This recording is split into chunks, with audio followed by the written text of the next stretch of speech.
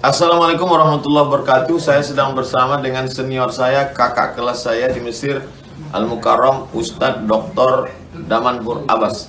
Nikmati kajian-kajian tausiah beliau yang bergizi, berkualitas di channel Ustadz Damanhur Abbas. Jangan lupa tonton, subscribe, like, share, and comment. Assalamualaikum warahmatullahi wabarakatuh.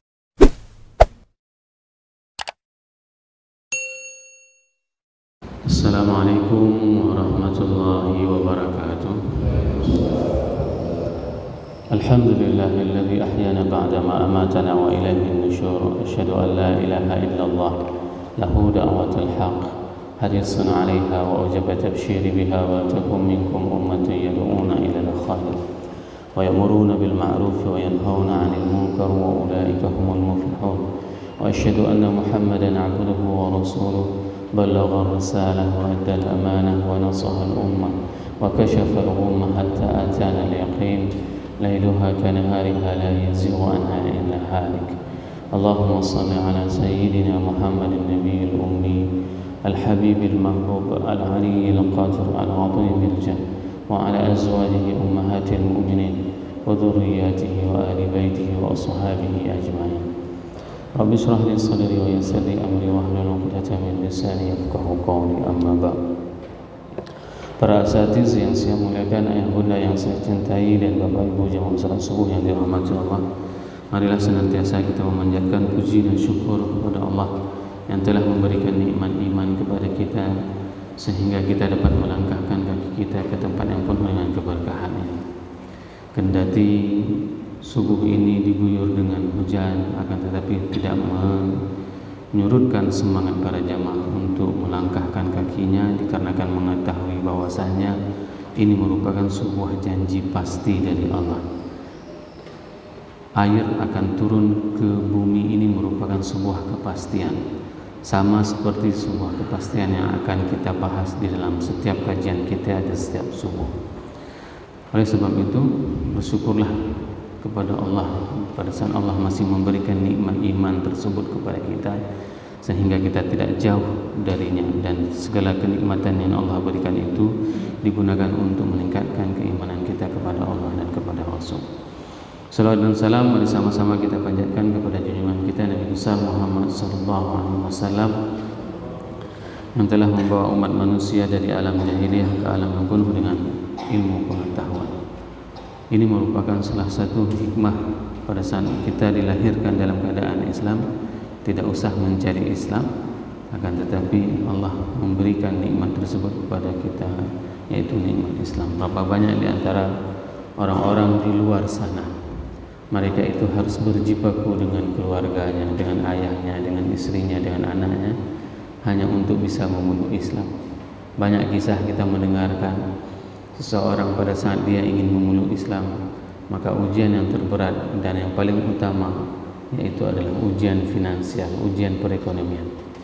Lihatlah kenapa Islam memberikan sebuah asnaf kepada mereka yang masuk Islam, yaitu mu'allaf. Begitulah perjuangan mereka di dalam mencari kebenaran Allah, sehingga kita harus menguatkan hati mereka agar mereka teguh beriman kepada Allah. Namun hari ini alhamdulillah, kalau misalnya kita melihat populasi Aceh termasuk di antara provinsi yang mempunyai umat yang beragama Islam yang paling banyak.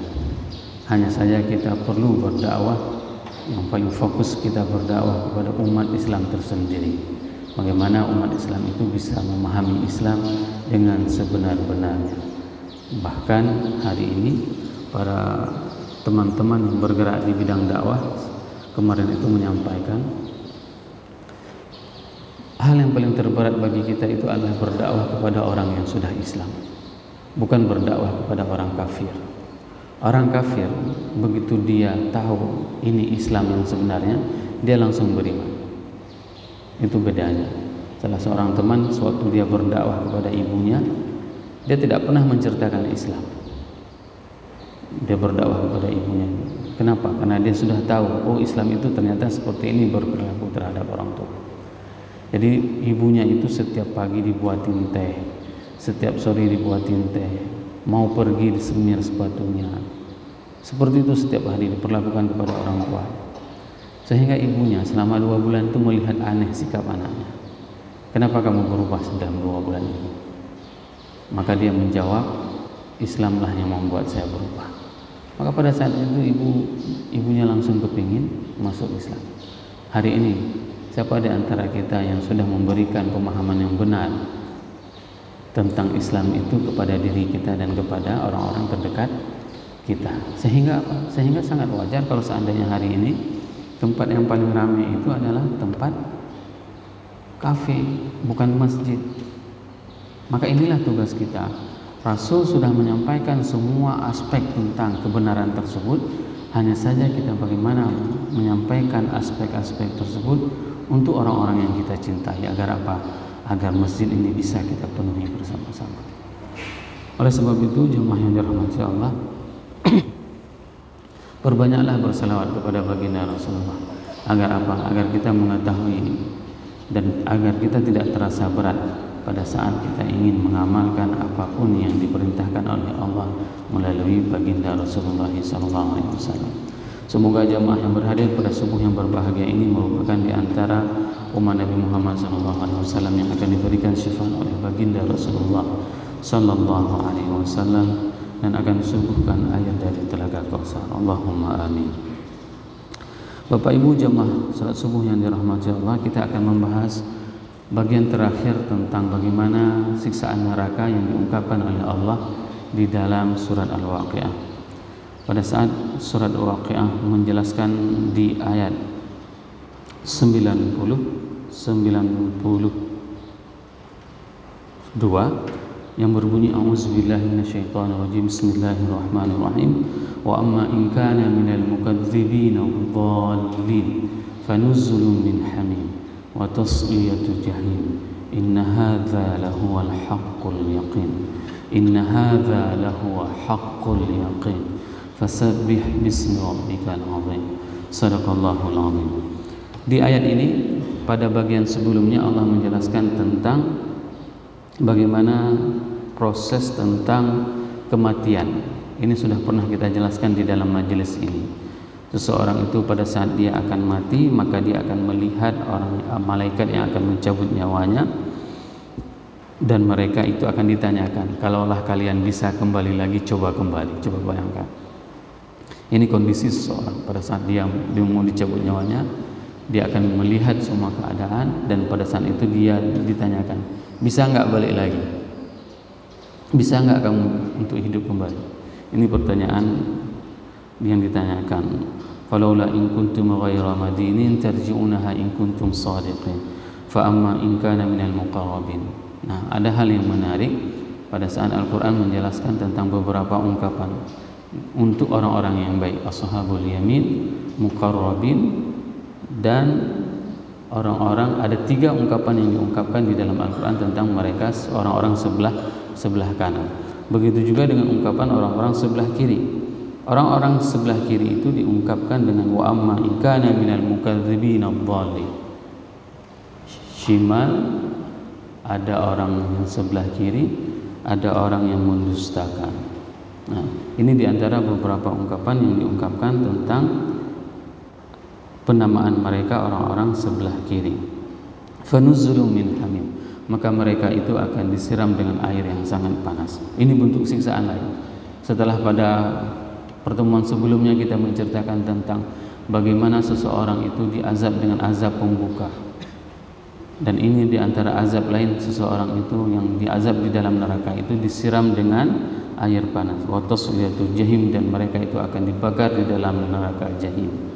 Inna hadza lahuwal haqqul yaqin, sesungguhnya ini adalah sebuah kepastian yang yakin, ya.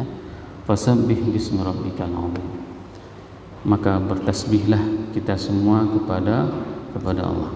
Bapak Ibu jemaah yang dirahmati Allah, pada saat Al-Quran menjelaskan tentang kondisi baik kondisi yang lalu maupun kondisi yang terjadi pada saat Al-Quran itu diturunkan, dan kondisi pada saat Al-Quran yang akan datang, ini semuanya itu adalah berita tentang keyakinan, berita yang pasti. Ya, dari mana kita bisa mengetahui berita itu pasti? Kita melihat di dalam Al-Quran, Allah berfirman di dalam surat At-Takatsur, A'udzubillahi minasyaitonirrajim, Bismillahirrahmanirrahim, Kalla law ta'lamuna ilmal yaqin latarawunnal jahim thumma latarawunnaha 'ainal yaqin thumma latus'alunna yawma idzin 'anil na'im. Proses bagi kita untuk mengetahui informasi itu ada berbagai macam cara. Yang pertama sekali yaitu dengan cara ilmu pengetahuan. Hari ini Bapak Ibu jemaah yang dirahmati Allah mengetahui bahwasanya tentang kebenaran yang disampaikan oleh Rasul itu melalui Al-Quran dan hadis dan para ulama, yaitu dengan ilmu pengetahuan. Kita mengetahui bahwasanya ada yang dinamakan dengan azab neraka. Dari mana? Dari ilmu. Ilmunya itu dari mana? Dari mengaji seperti ini. Inilah informasi yang kita dapatkan bahwasanya ilmu yaqin itu adalah ilmu yang memang kita pelajari. Ilmu pasti yaitu adalah ilmu Al-Quran dan hadis. Kenapa? Karena sesuatu, kalaupun orang mengatakan matematika itu adalah sebuah kepastian, 1 tambah 1 sama dengan 2, itu matematikanya penduduk bumi. Bagaimana dengan matematika penduduk langit? 1 tambah 1 sama dengan 700. Beda matematika penduduk bumi dengan matematika penduduk langit. Jadi tidak bisa kita katakan bahwasanya matematik itu adalah ilmu pasti. Ilmu pasti itu adalah ilmu dari Allah, ilmu yaqin. Ya. Setelah itu Al-Quran menjelaskan tentang bagaimana proses seseorang itu bisa mengetahui sebuah informasi. Yang pertama itu adalah dengan ilmu. Yang kedua adalah latarawunnal jahim, maka kalian akan melihat neraka jahanam. Ya. Dan diulang lagi bahwasanya proses yang kedua untuk mengetahui informasi itu adalah melihat ilmu, dan yang kedua itu adalah melihat. Tsumma latarawunnaha 'ainal yaqin, dan kalian akan melihat dengan mata telanjang, dengan mata kepala kalian secara yakin bahwasanya ada neraka. Nah, kita hari ini sudah mengetahui secara ilmu, akan tetapi kita belum pernah melihat secara mata kepala neraka jahanam. Nauzubillah, semoga jemaah yang berada di subuh yang berbahagia ini jangan pernah melihat neraka itu seperti apa. Karena ada sebagian orang yang tobat. Orang itu tobat kenapa? Karena dibakar dalam neraka. Coba bayangkan. Itu namanya hidayah dari Allah. Dia dimasukkan ke dalam neraka. Ternyata sangat-sangat panas katanya. Sehingga apa? Sehingga badannya itu ada yang hangus bagian belakang. Begitulah nampaknya di dunia saja dinampakkan, sehingga apa? Orang tersebut tobat betul-betul, tidak lagi pernah meninggalkan salat 5 waktu, berbuat baik. Apakah kita menunggu mimpi seperti ini baru akan bertobat? Itu pertanyaan. Apakah tidak cukup majelis ilmu ini sebagai upaya kita untuk bertobat kepada Allah? Ini menjadi pertanyaan kepada kita. Kenapa? Karena proses yang kedua, informasi itu bisa kita ketahui, yaitu dengan cara melihat. Dan sungguh manusia itu, mereka yang penghuni neraka itu akan melihat neraka jahanam itu dengan ainul yaqin, dengan mata kepala mereka. Nah, dua proses ini dijelaskan di dalam surat At-Takatsur, sedangkan proses yang satu lagi itu adalah tentang keyakinan yang sebenar-benarnya. Apa itu keyakinan sebenar-benarnya? Yaitu adalah Islam. Ajaran agama Allah ini adalah keyakinan yang sebenar-benarnya. Tidak ada agama lain yang benar kecuali agama Islam. Maka ini yang harus disampaikan kepada jamaah semuanya, bahwasanya proses yang diceritakan di dalam Al-Quran, hidup, mati, hari akhirat, adanya kebangkitan, surga, neraka, adanya pembalasan. Orang yang jahat, orang yang melakukan kriminalitas, kemaksiatan, itu akan dibakar di dalam neraka. Proses pembakarannya itu ada yang disirami dengan air yang panas, ada yang diseret wajahnya, berbagai macam bentuk siksaan di dalam neraka. Itu semuanya adalah haqqul yaqin. Itu adalah semuanya penjelasan yang sebenar-benarnya. Itu adalah keyakinan yang sebenar-benarnya. Maka ini sebenarnya yang harus kita ketahui, Bapak Ibu jemaah yang dirahmati Allah. Pada saat Imam Fakhruddin Ar-Razi menjelaskan di dalam tafsirnya Mafatihul Ghaib juz 29 halaman 177, beliau menjelaskan, inna hadza lahuwal haqqul yaqin fasabbih bismi rabbikal azim. Apa yang dimaksud dengan haqqul yaqin tersebut? Beliau menjelaskan yang pertama sekali itu adalah yang dipahami dengan Al-Quran. Keyakinan yang sebenar-benarnya itu adalah Al-Quran. Bayangkan berbagai macam kitab suci yang pernah ada diturunkan itu semua sudah diolah. Semua sudah diolah oleh manusia. Terbukti dari mana? Kalau misalnya Bapak Ibu pernah membaca kitab suci Injil, ada hal-hal yang ditebalkan, ada hal-hal yang dimerengkan, ada hal-hal yang memang penjelasan. Al-Quran tidak pernah seperti itu. Al-Quran itu dijaga oleh Allah, sehingga mulai dari pertama diturunkan sampai dengan hari kiamat dia akan pasti seperti itu. Ada berbagai macam upaya. Contohnya seperti orang-orang Syiah merubah Al-Quran dengan versi mereka, itu ketahuan. Kenapa? Karena Al-Quran itu dihafal oleh orang-orang yang memang dititipkan oleh Allah Al-Quran itu. Saya punya pengalaman, ada seorang ayah yang mempunyai anak, berbeda kemampuan dia dalam menghafal Al-Quran anak-anaknya. Begitu juga dengan anak-anak kita. Ada sebagian orang sudah sekian lama menghafal tidak bisa. Ada sebagian orang begitu hafal langsung bisa. Kenapa? Al-Quran ini dititipkan oleh Allah kepada siapapun yang diamanahkan oleh Allah, sehingga apa, dia tidak akan pernah berubah. Salah seorang guru saya di Mesir, beliau itu tidak pernah membaca mushaf lagi itu selama 50 tahun. Coba bayangkan bagaimana beliau membaca mushaf. Membaca mushaf ya seperti itu, terbaca semuanya. Idza waqa'atil waqi'ah laisa liwaqa'atiha, itu terbayang semuanya, terbaca seperti itu di hadapan dia. Itu seperti terhurai semua mushaf tersebut. Beliau tidak lagi membuka Al-Quran seperti kita hari ini itu selama 50 tahun. Bagaimana alimnya orang tersebut. Ini adalah bagaimana yang dinyatakan dengan Al-Quran itu adalah haqqul yaqin. Apapun yang disampaikan di dalam Al-Quran itu adalah kebenaran yang pasti, Bapak Ibu jemaah yang dirahmati Allah. Jangan pernah kita meninggalkan. Jangan salah kita memahami Al-Quran. Kenapa? Karena dia itu adalah petunjuk untuk menjalani kehidupan manusia. Yang kedua, madzakahu fi surah, apa yang saja yang disebutkan di dalam surah ini merupakan haqqul yaqin. Jazaul azwajus thalasah, yaitu terhadap balasan terhadap apa saja yang disebutkan di ayat di atas.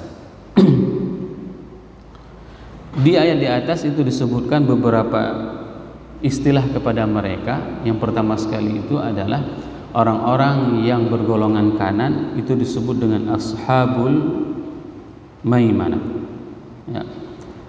Wa ashabul yamin, wa ashabul masy'amah, wa ashabus shimal. Ini merupakan perbandingan antara kiri kanan dan golongan-golongan yang akan mendapatkan balasan. Ashabul masy'amah summa bilafzil ashabus shimal thumma bi ashabil mukadzibin.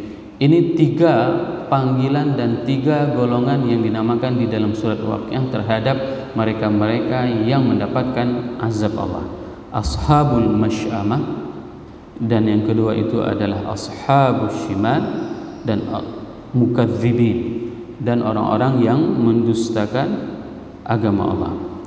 Imam Fakhruddin Ar-Razi mengatakan, famal hikmatu fihi naqulu amma sabiqu falahu halatani ihdahuma fil awal wal akharu fil akhirah.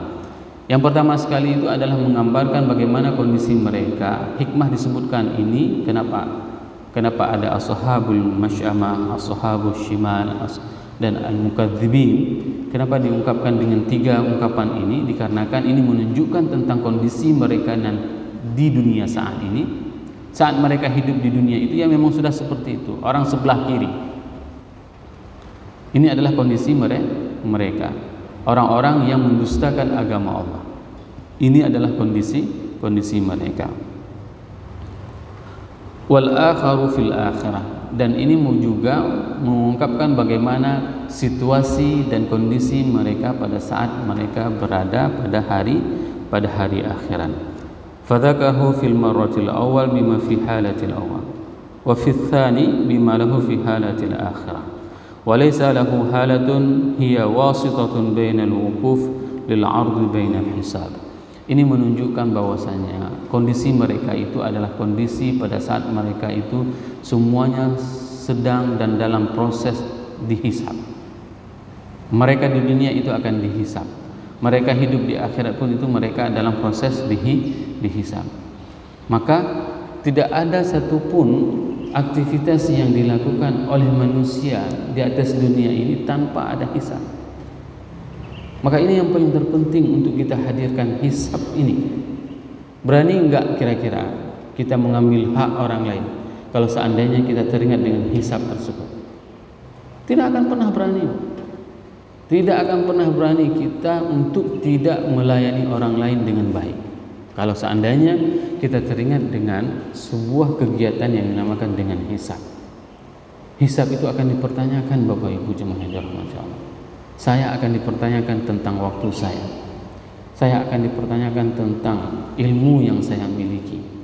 Apakah saya sudah menyampaikan kepada jemaah ilmu atau tidak?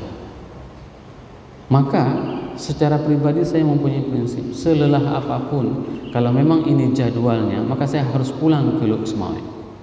Ini prinsip saya. Agar apa? Agar saya bisa mempertanggungjawabkan waktu saya. Inilah cara kita untuk memotivasi diri kita agar apa? Agar kita tidak lalai dengan kehidupan di dunia ini. Terkadang dunia ini menawarkan kepada kita berbagai macam kenikmatan yang membuat kita itu tergiur, sehingga kita bisa meninggalkannya begitu saja tanpa terasa. Lihatlah betapa banyak Al-Quran menceritakan tentang kenikmatan dunia. Kita menceritakan tentang hakul yakin tersebut, tentang Al-Quran tersebut, menceritakan tentang nikmatnya dunia. Sehingga apa? Pada saat dia belum diberikan amanah oleh Allah, diberikan kekuasaan, diberikan harta, dia termasuk orang-orang yang memang dekat dengan Allah, rajin pergi ke masjid. Tapi apa yang terjadi? Pada saat Allah berikan kemudahan seperti itu, maka ke masjid sudah jarang, berjamaah juga sudah jarang. Sehingga apa yang terjadi? Terkadang Allah cabut kembali kenikmatan tersebut. Agar apa? Agar dia kembali dekat dengan Allah, agar orang tersebut kembali dekat dengan Allah. Namun sangat disayangkan, pada saat orang dicabut kenikmatan tersebut, apa yang terjadi? Dia meninggalkan Allah dan Rasulnya. Dia melarikan diri untuk hal-hal yang bisa membuat dia senang sementara. Akan tetapi apa yang terjadi? Pada ujung dari hayatnya, mereka akan mati dalam keadaan tidak beriman kepada Allah. Ini merupakan sebuah ujian kepada kita semuanya, sehingga apa? Sehingga kita dapat memaksimalkan kehidupan kita ini untuk bisa lebih mencintai Allah dan Rasul. Agar apa? Agar semua aktivitas yang kita lakukan di atas dunia ini, agar kita tunjukkan sebagai bentuk kecintaan kita kepada Allah dan kepada Rasul. Semoga apa yang saya sampaikan ini bermanfaat kepada diri saya dan kepada jamaah semuanya. Subhanakallahumma wa bihamdika asyhadu an la ilaha illa anta astaghfiruka wa atubu ilaik. Assalamualaikum warahmatullahi wabarakatuh.